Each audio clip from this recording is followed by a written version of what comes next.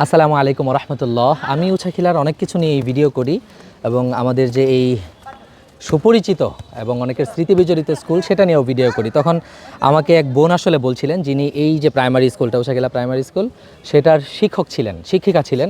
তো তিনি একদিন বলছিলেন যে শুধু অন্য কিছু নিয়ে ভিডিও করি বা এই প্রতিষ্ঠান বারবার দেখাই, কেন এই প্রাথমিক বিদ্যালয়টা দেখাই না। তো সেই জন্য আসলে আজকের এই ভিডিওটা করা। তো প্রাথমিক বিদ্যালয় দেখার জন্যও আমি এসেছি এবং দেখানোর জন্যও এসেছি।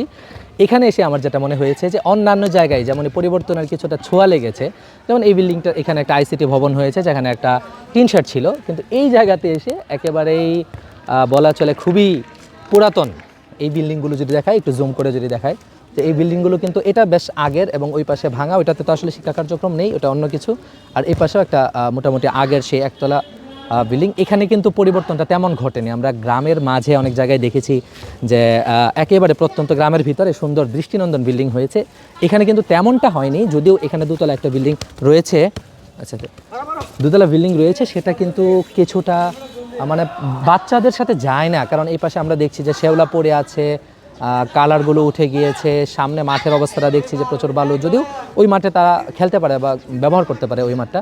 সেই জায়গাতে আমি মনে করি প্রাথমিকের বাচ্চাদের উপযোগী হওয়ার জন্য এটার কিছুটা সংস্কার প্রয়োজন। ভিতরে এই মুহূর্তে ঢুকতে পারছি না, ভিতরে লেখা রয়েছে অনেক কিছুই যেটা সুন্দর মনে হচ্ছে, কিন্তু বাহিরের ওই যে শেওলা পড়া বিষয়গুলো বা সামনের দৃশ্যগুলো, সিঁড়িগুলো, এগুলো আরও সুন্দর হলে বাচ্চাদের জন্য ভালো হতো। সম্ভবত বৃষ্টির দিন সিঁড়িতেও শেওলা থাকে, এরকমটা দেখে বোঝা যাচ্ছে। এই পাশের সিঁড়িটা একটু দেখান, এই পাশের সিঁড়িটা খুবই নাজুক অবস্থা কিন্তু রয়েছে। তো সেই জায়গাতে যিনি আসলে এই প্রাথমিক বিদ্যালয় দেখতে চেয়েছিলেন, তিনি হলেন এই প্রাথমিক বিদ্যালয়ের একজন শিক্ষিকা, তার অনুরোধে আসলে এই ভিডিওটা করা, এবং সেই সাথে আমার চোখে যে কিছু অসঙ্গতি দেখা দিয়েছে সেগুলো আসলে তুলে ধরেছি।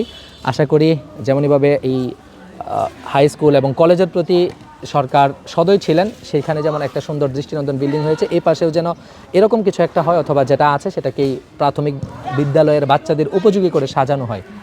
তো এই যে দুইটা প্রতিষ্ঠান, এই দুইটা প্রতিষ্ঠান আসলে অনেকের স্মৃতির, অনেকের ভালো লাগার। এই যে বাচ্চারা খেলছে, এই খেলাগুলো দেখেও আপনাদের অনেক সময় আসলে আপনাদের চোখে পানি চলে আসতে পারে আমার মনে হয়।